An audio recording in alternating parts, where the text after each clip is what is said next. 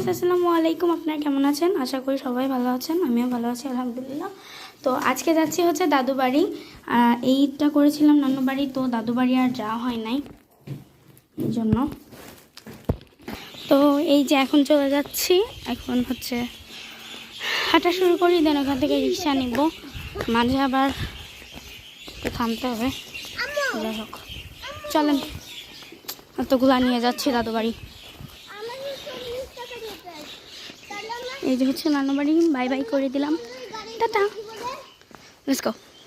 তো আমাদের যে মেনলি হয়, আমাদের সবাই হচ্ছে দাদু বাড়ি থেকে কেউ আসে না রোজার ঈদে ছাড়া, মানে কুরবানি ঈদে ছাড়া রোজার ঈদে কেউ আসে না। আজকে আবার হঠাৎ করে দাওয়াত পড়লো, ওই বাসায় ছোটো ফুপিরা আসছে, এই জন্য যাচ্ছি। ঠিক আছে, এই যে বাই বাই করে দিলাম সবাইকে, চলো।